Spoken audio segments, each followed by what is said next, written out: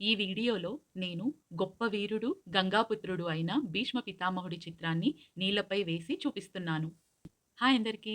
చిట్టి చిట్టి మాటల్లో పెద్ద పెద్ద భావాలు చెప్పే ఆనందకృష్ణకి స్వాగతం. మహాభారతంలో భీష్ముడి పాత్ర చాలా గొప్పది. ఇప్పుడైతే మనం మహాభారతం చెప్పుకోవట్లేదు.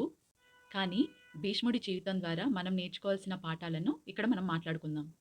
అందులో ముఖ్యమైనది మొదటిది క్రమశిక్షణ మరియు నిరంతర అభ్యాసం. భీష్ముడు పుట్టుకతోనే వీరుడు కాదు కదా! ఆయన చిన్నప్పటి నుంచి పరశురాముడు వంటి మహాగురువుల వద్ద కఠినమైన శిక్షణ పొందారు. వృద్ధాప్యంలో కూడా ఆయన కురుక్షేత్ర యుద్ధంలో అజేయుడిగా నిలిచాడంటేనే అర్థమవుతుంది. దానికి కారణం ఆయన పాటించిన క్రమశిక్షణ, నిరంతర అభ్యాసం. ప్రస్తుతం మనం కూడా క్రమశిక్షణగా ఉండటం వలన ఇప్పుడు ఉన్న సోషల్ మీడియా డిస్ట్రాక్షన్స్ మధ్య కూడా ఒక లక్ష్యం మీద దృష్టి పెట్టగలం. అలాగే మనకున్న నైపుణ్యాలని నిరంతరం మెరుగుపరుచుకోవటం వల్ల మనము మన విజయానికి మార్గం వేసుకుంటాం. రెండో విషయం ఏంటంటే భీష్ముడి మాట తప్పని నైజం. భీష్మ ప్రతిజ్ఞ అనేది చరిత్రలో నిలిచిపోయింది. అది మనందరికీ తెలుసు. తండ్రి సంతోషం కోసం రాజ్యభోగాలను, వివాహ సుఖాన్ని త్యాగం చేశారు. ఇచ్చిన మాటకి కట్టుబడి జీవితాంతం బ్రహ్మచర్యం పాటించాడు. భీష్ముడు ఇచ్చిన మాటకి, చేసిన ప్రతిజ్ఞకి ఎంత విలువనిస్తారో ఆయన జీవితం ద్వారా మనకి తెలుస్తుంది.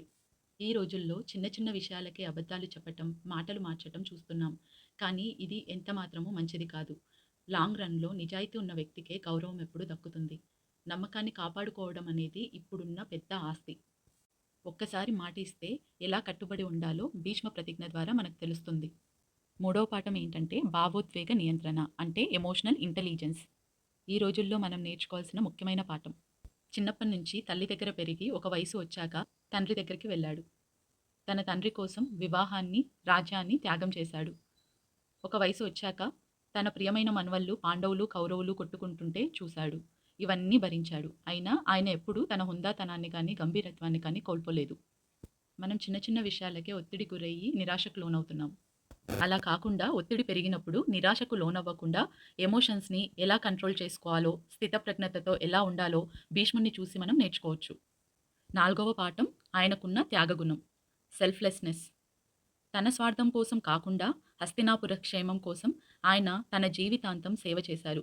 అధికారం తన చేతుల్లో ఉన్న కిరీటాన్ని ఎప్పుడూ ఆయన ఆశించలేదు. ఈ కాలంలో అయితే స్వార్థమే రాజ్యమేలుతుంది.